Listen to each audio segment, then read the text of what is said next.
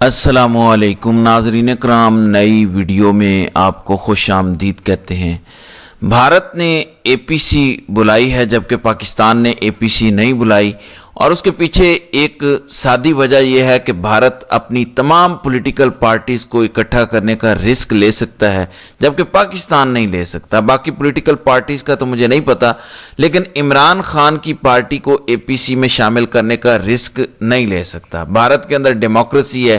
اگر آپ دہشت گردی کے خلاف یہ جو واقعہ ہوا، اگر آپ ایک انڈیپینڈنٹ اپنا انالیسس کریں کہ بھارت کی ڈیلنگ اور پاکستان کی اسی طرح کے واقعات پر ڈیلنگ میں فرق کیا ہے، تو ایک چیز آپ کو سمجھ آئے گی کہ بھارت نے ان چیزوں کو ایسے ڈیل کیا، چاہے آپ یہ کہیں کہ ایف آئی آر بڑی غلط دی ہے، پاکستان پر غلط الزامات لگائے، وہ تو بطور پاکستانی میرا اور آپ کا موقف ہوگا، لیکن ایک بات ہمیں سمجھنی پڑے گی کہ کیا انہوں نے چیزوں کو جمہوری انداز میں ڈیل کیا یا نہیں۔ دیکھیں، ان کی جب نیشنل سیکیورٹی کمیٹی بیٹھتی ہے تو اس کے اندر ایک بھی فوجی نہیں بیٹھتا، سویلینز بیٹھتے ہیں، وہ فیصلہ کرتے ہیں، اور وہ ہم سے زیادہ جمہوری ہیں۔ پھر ان کے سویلینز پر بڑا ان کی قوم کا اعتماد ہے کہ یہ معاملات کو سنبھال لیں گے، معاملات کو خود ٹھیک کر لیں گے۔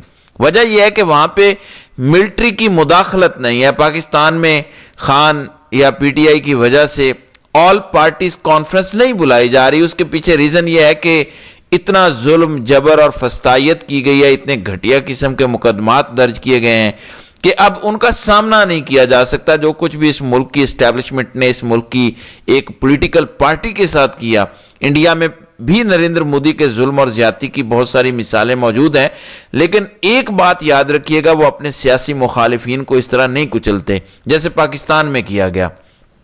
عدت جیسے گھٹیا کیسز تو انہوں نے بنائی نہیں۔ اچھا، یہ چیزیں سیاستدان کبھی بھی ایک دوسرے کے خلاف نہیں کرتے، یہ چیزیں غیر سیاسی قوتیں استعمال کرتی ہیں۔ سیاستدان کو پتا ہوتا ہے کہ آج اقتدار میرے پاس ہے تو کل ان کے پاس ہوگا، اس لیے وہ یہ سمجھتے ہیں کہ ایک لیول سے آگے جب آپ بڑھیں گے تو پھر آپ کو وہی سب برداشت کرنا پڑے گا، جبکہ اسٹیبلشمنٹ کو یہ لگتا ہے کہ ان کے پاس ہمیشہ اقتدار رہتا ہے، حکومت کسی کی بھی ہو، اقتدار ان کے پاس ہے، تو جس کو دل چاہے ماریں، جس کو دل چاہے تکلیف دیں۔ اب اس وقت جو اسٹیبلشمنٹ کے چہیتے ہیں، انہوں نے کسی قسم کی کوئی نریندر مودی یا بھارت کی مذمت نہیں کی۔ وہ عمران خان ہی تھا جو کھل کے کر رہا تھا۔ جب عمران خان کا ٹائم تھا تو بہت سارے لوگ کہتے تھے کہ اتنا فرنٹ فٹ پہ نہیں جانا چاہیے تھا۔ اس وقت میڈیا کہتا تھا کہ عمران خان شاید جنگی جنون میں مبتلا ہے، جبکہ آج میڈیا بار بار شریف خاندان کو غیرت دلا رہا ہے کہ کوئی ایک لفظ تو بول دو۔ بار بار میڈیا بتاتا ہے کہ میاں صاحب، انڈیا پاکستان کو دھمکیاں دے رہا ہے، انڈیا پاکستان کا پانی بند کر رہا ہے، مگر میاں صاحب ٹس سے مس نہیں ہوئے۔ پھر مریم نواز کی مثال لے لیں، ہر چیز میں انہوں نے پنگا کرنا ہوتا ہے، لیکن جب نریندر مودی یا بھارت کی بات آتی ہے تو ان کی زبان بند ہوتی ہے۔ میرے خیال میں پاکستانی اسٹیبلشمنٹ کو پی ایم ایل این کی قیادت سے زبردستی بیانات دلوانے پڑیں گے، کیونکہ ان کی خاموشی بڑی منع خیز ہے۔ قوم سے یہ کہتے ہیں اکٹھے ہو جاؤ انڈیا کے خلاف، خود یہ ایک بیان نہیں دے سکتے۔ پی ٹی آئی اور عمران خان کو کہتے ہیں تم سٹیٹمنٹ دو، جبکہ نہ نواز شریف دیتا ہے، نہ مریم بیان دیتی ہے، نہ ہی شہباز شریف خود کھل کر بات نہیں کرتے۔ مریم نواز نے ایک ٹویٹر اکاؤنٹ کو بلاک کیا تو سوشل میڈیا پر رولا پڑ گیا، کیونکہ سب کو پتا چل گیا کہ وہ کم از کم ٹویٹر استعمال کر رہی ہیں۔ سب کو پتا چل گیا کہ نہ صرف وہ ٹویٹر استعمال کرتی ہیں بلکہ اس پر بلاک بھی لوگوں کو کر رہی ہیں۔ جب یہ سب ہو رہا ہے تو انہوں نے کوئی سٹیٹمنٹ کیوں نہیں دیا؟ ٹویٹر پر صرف اتنا ہی لکھنا ہے نا کہ بھارت اپنا جنگی جنون بند کرے، یا نریندر مودی کے پاگل پن کے بارے میں لکھنا ہے۔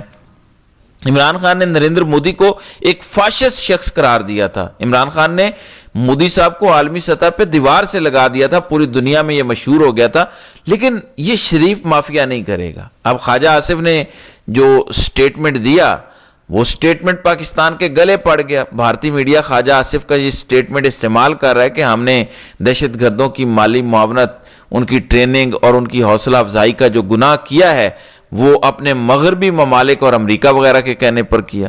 خواجہ آصف نے کہا کہ یہ گندا کام ہم نے آپ کے کہنے پر کیا اور ہم خود پھنسے ہوئے ہیں۔ اب خواجہ آصف بجائے اپنے بیان پر معافی مانگنے کے اس کی جسٹیفیکیشنز دے رہے ہیں کہ اسامہ بن لادن کو پاکستان کون لایا، کس نے اس کو پناہ دی تھی، کون یہ کرتا رہا۔ پاکستان کی ملٹری اسٹیبلشمنٹ تو ان چیزوں کا ڈینائل کرتی ہے، وہ تو کہتے ہیں کہ یہ ہم نے کیا ہی نہیں ہے، جبکہ پاکستان کا وزیر دفاع کہتا ہے کہ نہیں، یہ جھوٹ بولتے ہیں، یہ فراڈ کر رہے ہیں پاکستان کے ساتھ۔ اب پہلے آپس میں تو ایکا کر لو, پتہ تو چلے کہ خواجہ آصف سچ بول رہا ہے یا پاکستانی جو ملٹری قیادت ہے وہ سچ بول رہی ہے.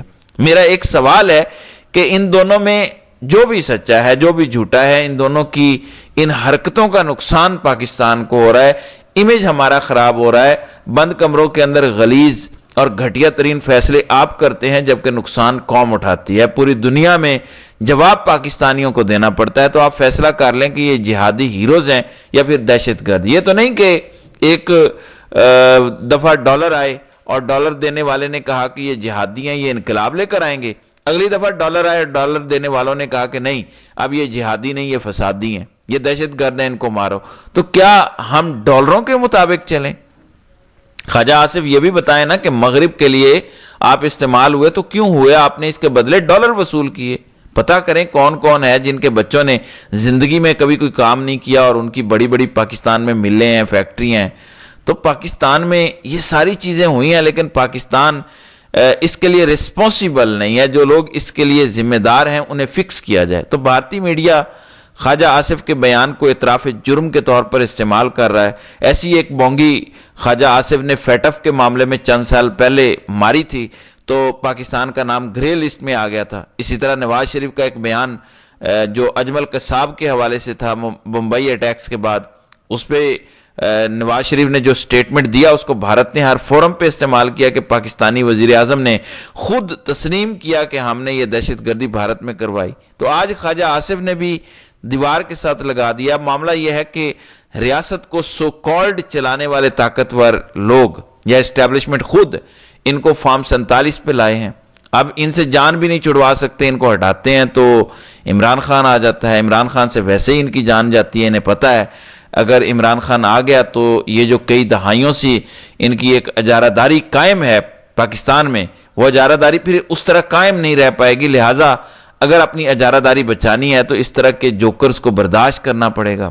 بہرحال یہ معاملات چل رہے ہیں. ماضی میں بھی غیر ذمہ دار سٹیٹمنٹس آتی رہی ہیں, اب پھر غیر ذمہ دارانہ سٹیٹمنٹس آ رہی ہیں. لیکن ایک سٹیٹمنٹ بڑے امپورٹنٹ شخص کا آیا ہے اور یہ بندہ ہے بھارتی وزیر برائے آبی وسائل. اس کا نام ہے جی سی پٹیل. اس کی بات بڑی الارمنگ ہے. انہوں نے کہا کہ بھارت یقینی بنا رہا ہے, بنائے گا نہیں, یقینی بنا رہا ہے کہ پاکستان کو پانی کا ایک قطرہ بھی نہ مل سکے, اور اس کے لیے ہم 3 طرح کی حکمت عملی بنائیں گے. ایک ہم منصوبہ بنائیں گے قلیل مدت کا, پھر درمیانی مدت کا, اور پھر طویل مدت کا. قلیل مدت کا منصوبہ کیا ہو سکتا ہے کہ آپ پانی کے بہاؤ کو روکیں, آپ بند باندھیں. درمیانی مدت کا یہ ہو سکتا ہے کہ آپ ڈیم بنانا شروع کر دیں, اور طویل مدت کا کیا ہو سکتا ہے کہ ان ڈیمز کے ذریعے آپ پانی کا رخ موڑ کے جو پانی پاکستان میں آتا ہے اس کو بھارت کی طرف لے جائیں.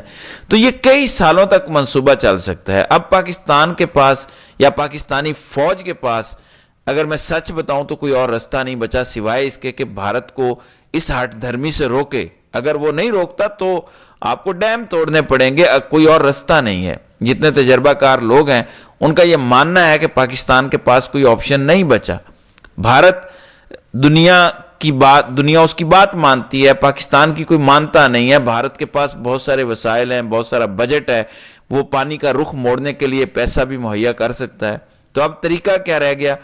آپ صرف طاقت کا استعمال کر سکتے ہیں, اور یہ کڑوی گولی اب پاکستانی ملٹری کو نگلنا پڑے گی. بھارت کا جنگی جنون کہاں پہنچ گیا ہے؟ آپ ان کے میڈیا کو اٹھائیں, سوشل میڈیا کو اٹھائیں, تو آپ کو پتہ چلتا ہے کہ بھارت اس وقت کہاں سے بول رہا ہے, کہاں سے سوچ رہا ہے. ایک تو اقوام متحدہ کی جانب سے یہ اپیل آئی ہے کہ تحمل کا مظاہرہ کریں دونوں ممالک, اور کوئی ایسی حرکت نہ ہو جس سے امن و امان کو نقصان پہنچے. لیکن اگر آپ ڈونلڈ ٹرمپ کا سٹیٹمنٹ دیکھیں تو انہوں نے کہا کہ دونوں ممالک اس کشیدگی کو خود حل کریں. تو اب تصدیق نہیں کر سکتے کہ ڈونلڈ ٹرمپ خود سے اس مسئلے کو حل کرنے کے لیے دونوں ممالک سے رابطہ کریں گے یا نہیں. اس کا مطلب آپ ذرا سمجھیں, یعنی انڈیا نے کم سے کم ڈونلڈ ٹرمپ سے اتنا ٹائم مانگ لیا ہے کہ ہم کوئی ایڈوینچر کرنے جا رہے ہیں, اور یہ سب دعویٰ کر رہے ہیں کہ اگلے 10-15 دنوں میں بھارت کوئی ایڈوینچر کرے گا.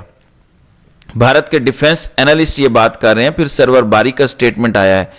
ایک جانب حکومتی اہلکار اور صحافی بار بار کہہ رہے ہیں کہ پی ٹی آئی کو مذمت کرنی چاہیے, انہیں سامنے آنا چاہیے, حالانکہ وہ حکومت میں نہیں اپوزیشن ہے. جیل میں بیٹھا ہوا آدمی جس سے کوئی مل ہی نہیں رہا, उसकी मजम्मत कैसे बाहर आएगी। बहरहाल सरवर बारी कहते हैं कि जो लोग ये चाहते हैं कि 3 साल से जारी जुल्म और जबर को भुला दें और यकजां होकर इंडिया का मुकाबला उन्हीं जालिमों की क़यादत में करें, उनसे एक मेरा मासूम सवाल है कि जालिम और जाबिर से ये क्यों नहीं कहते कि वो मुल्क की खातिर मजलूमों से अपने जुल्म की माफ़ी मांगें, जुल्म बंद करें, सियासी कैदियों को रिहा करें, ताकि मुल्क में यकजहती की पुरएतमाद फिजा पैदा हो, ताकि पूरी कौम मुत्तहिद होकर दुश्मन के अज़ाइम को नाकाम बना सके। तो ये सरवर बारी का स्टेटमेंट आया है। बहरहाल ये सूरत हाल है, तो देखते हैं कि आगे आगे होता है क्या। तो नाज़रीन कराम, आपकी इस वीडियो के हवाले से क्या राय है, आप अपनी राय का इजहार कमेंट सेक्शन में ज़रूर कीजिएगा।